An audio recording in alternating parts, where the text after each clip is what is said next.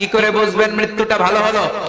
এক নাম্বার আলামত আন-নুতকু বিশ-শাহাদা, মরার আগে আওয়াজ করে জিকির করে কেউ যদি পড়তে পারে লা ইলাহা ইল্লাল্লাহু মুহাম্মাদুর রাসূলুল্লাহ সাল্লাল্লাহু, এটা হচ্ছে আলামাতু হুসনিল খাতিমা। আপনার মৃত্যুটা যে ভালো মৃত্যু হয়েছে এটার আলামত। কি মৃত্যু?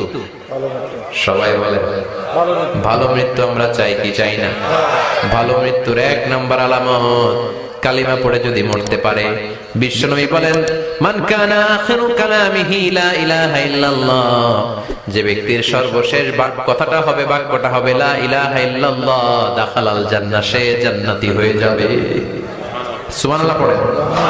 এরপরে বিশ্বনবী বললেন আল মুমিনু ইয়ামুতু বিজাবি ইরকিল জাবিন, মুমিন যখন মারা যায় তার কপাল ঘেমে যায়। সুবহানাল্লাহ পড়েন। হাত ঘামে না, পা ঘামে না, মুমিনের কপাল ঘামে। সুবহানাল্লাহ। এজন্য কেউ মারা গেলে কপালের মধ্যে হাত দিবেন, দেখবেন ওই ঘামের মধ্যে একটা জান্নাতি ঘ্রাণ আছে। সুবহানাল্লাহ। আল্লাহ, আমরা যখন মরে যাব আমাদের কপালটা যেন এরকম ঘেমে যায়। আমিন পড়েন আর জোরে আমিন। আল মুমিনু ইয়ামুতু বিআরাকিল জাবিন, মুমিন মারা গেলে তার কপাল ঘামে। কপাল ঘামলে বুঝতে হবে এটা ভালো মৃত্যু, ঈমানি মৃত্যু। চিল্লায় বলেন ঠিক কি না?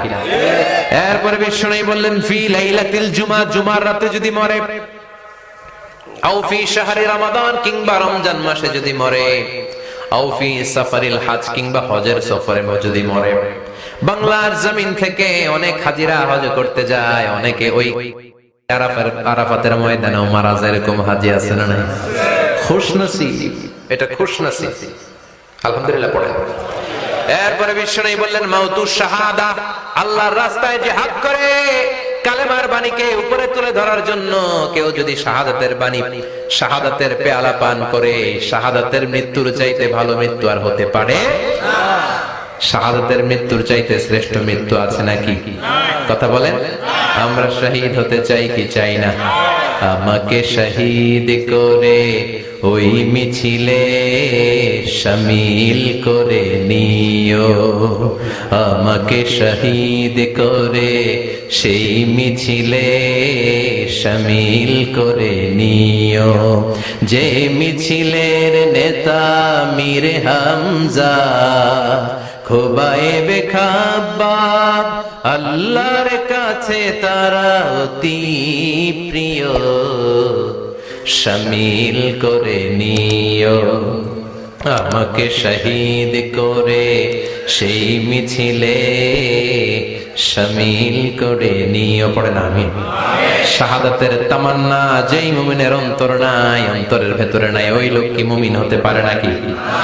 মান সাআলাল্লাহ শাহাদা, বিশ্বনবী ফরমান যে ব্যক্তি আল্লাহর কাছে শাহাদাতের মৃত্যু চায়, বাল্লাগাহুল্লাহু মানাজিলাশ শুহাদা ওয়া ইন মাতা আলা ফিরাশিহি, কেউ যদি আল্লাহর কাছে শাহাদাত অন্তর থেকে কামনা করে, রব্বুল আলামিন ওই ব্যক্তিকে শাহাদাতের মর্যাদায় নিয়ে যাবেন, যদিও সে বিছানায় পড়ে পড়ে মারা যায়। বিছানায় পড়ে মারা গেছেন, কিন্তু অন্তরে কামনা ছিল আল্লাহ আমার তুমি শহীদ হিসেবে কবুল করো। শহীদদের কাতারে আপনারা দাঁড় করায় দিবে কে? ওমরে ফারুক বলতেন আল্লাহুম্মা রযুকনা শাহাদাতান ফি সাবিলিক, ও আল্লাহ আপনি আমারে আপনার রাস্তায় শহীদ হিসেবে কবুল করেন। ওয়ারযুক মাউতি ফি হারামি রাসূলিক, পৃথিবীর কোন শহরে মরতে চাই না, বিশ্বনবীর শহর মদিনা শহরে আমার মৃত্যু কবুল করেন। ওমরে ফারুক কই মরছে? কথা কম। ফজরের জামাতে ইমামতি করতে গিয়েছেন, মাওলাল মুগীরা আবু লুলু আল মাজুসি, মাওলাল মুগীরার আঘাতে অ্যাসাসিনেটেড বাই মুগীরা, স্টেপিং করেছে। এখানে তিনটা আঘাত করেছে, একটা এখানে, একটা পাজরে, একটা নাভির মধ্যে, নাভি কেটে দুই ভাগ। ওনাকে খাবার দেয়া হলো নাবিজ, দুধ মাখানো নাবিজ। ওই নাবিজের দুধ নাভি দিয়ে বের হয়ে যায়।